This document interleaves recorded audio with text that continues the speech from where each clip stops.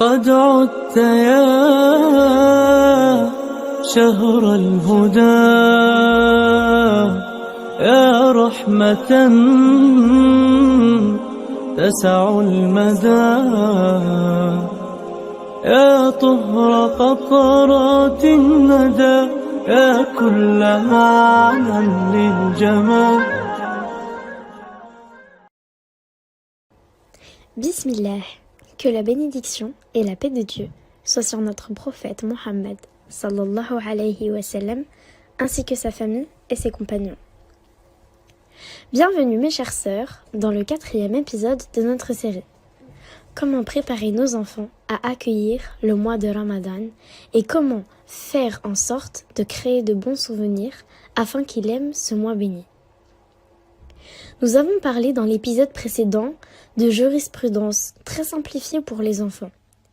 Il est indispensable d'enseigner la jurisprudence à nos enfants de manière ludique et attrayante, en jouant à des jeux avec eux, en organisant des compétitions entre eux et en leur répétant des informations à plusieurs reprises pour enfin les interroger dessus.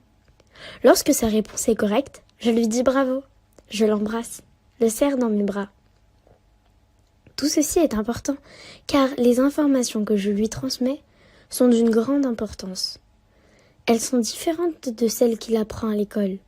Il faut donc les lui communiquer de la meilleure des manières, de façon attrayante, afin qu'il les apprécie et ne les oublie pas. La fois précédente, nous avons parlé des facteurs de nullité, de jeûne, de jurisprudence simplifiée du jeûne, ainsi que des bienfaits du mois sacré. Aujourd'hui, nous allons parler de traditions prophétiques concernant la rupture du jeûne. Elles sont extrêmement importantes, d'une importance égale à ce qui a été mentionné dans notre dernier épisode. Ces traditions sont celles de prophète Mohammed sallallahu alayhi wa sallam. Si tu prends la peine de les lui apprendre dès à présent, masha'Allah, ils resteront gravés dans sa mémoire à vie. Ton enfant a peut-être dans l'immédiat 8, 9 ou 10 ans, mais il arrivera peut-être par la suite à 60, 70 ans et aura des enfants ou des petits-enfants. Subhanallah, ce qu'il transmettra pourra être une sadaqa jariya en continu en ta faveur. Et, subhanallah, une science bénéfique pour lui. La science que tu vas lui enseigner, il la transmettra à ses enfants et ses petits-enfants, d'où l'importance du sujet. Il faut essayer d'enseigner les traditions prophétiques concernant la rupture du jeûne et l'ensemble des hadiths du prophète Mohammed sallallahu alayhi wa sallam, dans la mesure du possible. Parmi eux, le hadith suivant. Lis-sa'imi farhatan. فرحة عند فطره وفرحة عند لقاء ربه. Le jeûneur a deux joies, une première lors de la rupture du jeûne et une seconde lorsqu'il retourne à son Seigneur le jour de la résurrection. Il faut donc que tu sois heureuse, que tu manifestes ta joie au moment de la rupture du jeûne, lorsque le monde est réuni autour de la table pour partager le repas.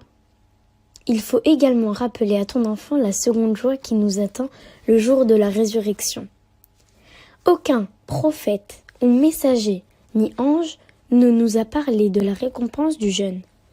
Allah a dit « As-siyamu li wa ana ajzi bihi » Le jeûne est certes pour moi et c'est moi qui en donne la récompense.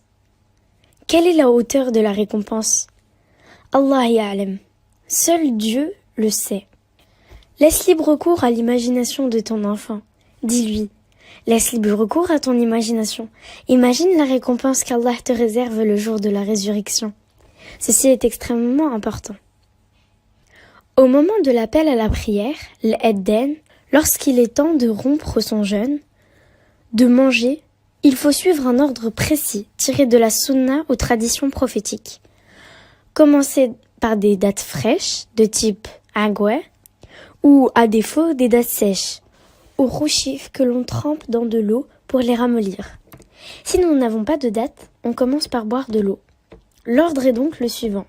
Date moelleuse, fraîche en priorité ou sinon date sèche, ou enfin de l'eau.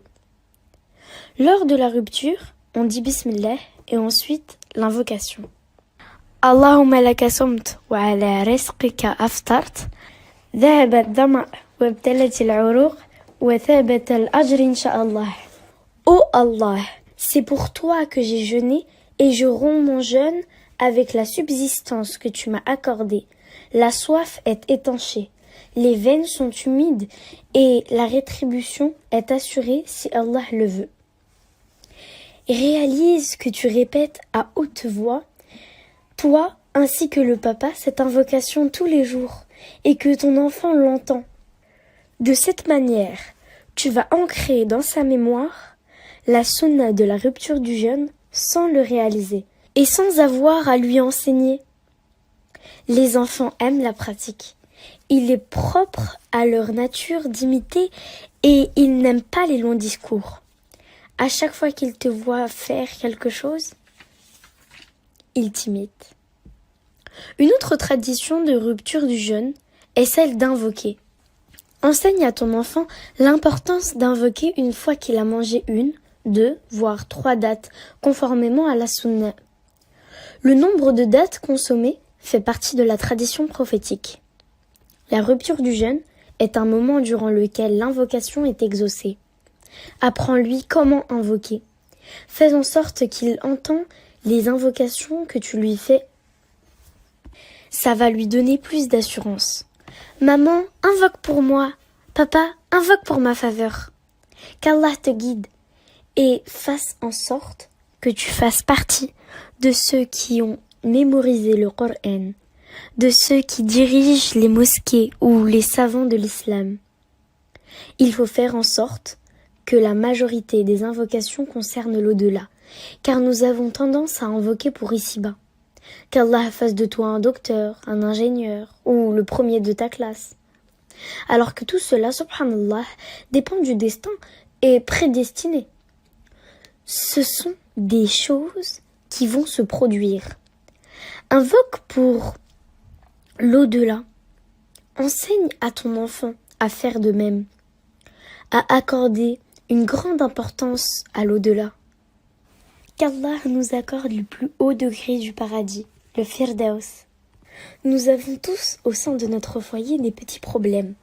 Alors, pour tous aussi, tels que papa n'arrive pas à trouver le travail ou en souhaite un meilleur, si un membre du foyer est malade ou il y a un problème particulier, demande à ton enfant d'invoquer. Mes chéris, invoquez. Allez, nous allons aujourd'hui tous invoquer ensemble pour que nous fassions partie de ceux qui ont mémorisé le Coran. Enseigne-leur la jurisprudence des invocations, notamment les moments durant lesquels les invocations sont exaucées. Il faut faire des compétitions. Qui est le plus intelligent? Qui parmi vous peut me dire quels sont les moments durant lesquels les invocations sont exaucées? Un enfant va me répondre que c'est au moment de la rupture du jeûne. Un autre va me dire que non, c'est au moment du suhoor, avant Fajr. Demande-leur, pourquoi donc? Pourquoi à ce moment-là? Fais en sorte de leur rappeler qu'au moment de suhoor, Allah descend en premier ciel et demande « Qui est-ce qui m'invoque que je l'exauce? Qui est-ce qui me demande que je lui donne? Qui est-ce qui me demande pardon que je lui pardonne? Subhanallah, apprends-lui ceci. Tu seras surprise par sa réaction, qui sera magnifique, Inch'Allah. Aussi, il existe d'autres moments durant lesquels les invocations sont exaucées.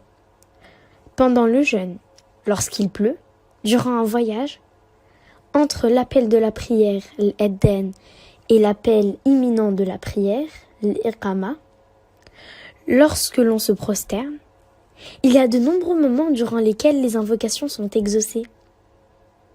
Si à la fin du Ramadan, ton enfant arrive à mémoriser certaines de ces informations que nous avons partagées dans cet épisode, ton enfant sera Masha'Allah. Tu lui auras enseigné une science utile qu'il pourra mettre en pratique et fera de lui un être excellent. Tout ceci alourdira ta balance de bonnes actions. Il faut également lui enseigner de la jurisprudence, le fait que beaucoup de personnes sont dispensées de jeûne pour 2 raisons. Ces dernières sont mentionnées dans le Coran. Et il faut citer aux enfants les versets correspondants qui se trouvent dans la sourate Al-Baqarah ou la vache. Il s'agit de la maladie et du voyage. Si une personne est malade ou voyage, elle peut s'abstenir de manger. Mais il faudra rattraper les jours manqués après le ramadan. Il est possible de profiter du temps libre durant le ramadan pour occuper et faire des activités avec les enfants. Comme par exemple en créant des petits examens ou questionnaires de type vrai ou faux. Ceci permettra de jouer tout en leur enseignant des choses utiles. Première suggestion. Écrire au choix sur une feuille, un tableau ou un cahier, en fonction de ce qui t'arrange et sera le plus approprié pour ton enfant de questions du genre. Vas-tu regarder tous les matchs diffusés à la télévision? Vas-tu prier le tarawih tous les soirs avec papa à la mosquée? À propos du tarawih, je souhaite relever un point important. Pour ce qui est des petits-enfants qui ont moins de 10 ans ou peut-être un peu plus, mais qui ne sont pas encore pubères, sur lesquels ne pèse pas encore l'obligation, qui sont encore fragiles ou frêles, il ne faut surtout pas que le père les force à prier l'ensemble des prières malgré des douleurs aux pieds. Subhanallah. Le père peut éprouver de la fierté d'avoir forcé son fils ou un enfant à prier jusqu'au bout, mais ce dernier ne voudra plus retourner prier. Il n'y a pas de problème si l'enfant ne fait pas toutes les prières de tarawih ou qu'on opte pour une mosquée où la lecture est rapide ou moins longue. Il est aussi possible que l'enfant fasse la prière en partie debout puis assis. Pourquoi? Car mon objectif via cette série est de créer de bons souvenirs pour nos enfants. Pour en revenir à notre questionnaire ou aux compétitions à prévoir, on peut y inclure: vais-je aider maman à distribuer de la nourriture aux pauvres? Ou je vais sortir m'amuser avec mes copains au parc? Je vais faire en sorte de prier et bien dire les invocations du matin et du soir? Ou je vais préparer le programme télévisé avec les horaires des séries et des films durant le mois de Ramadan? Je vais mettre un programme en place afin de lire le Coran dans son intégralité? Ou je vais aider maman malgré la faim? Ou je vais invoquer tous les jours au moment où les invocations sont exaucées, au moment de la rupture du jeûne? Je vais regarder les dessins animés sur le portable et le net? Tu écris ces questions sur des feuilles, tu les distribues à tes enfants et tu les laisses y répondre. Après, tu vérifies leurs réponses et regardes qui a vu juste, ce qui permettra de remettre les choses au clair. Soit se mettre d'accord sur les choses que nous allons faire et celles que nous allons nous abstenir de faire.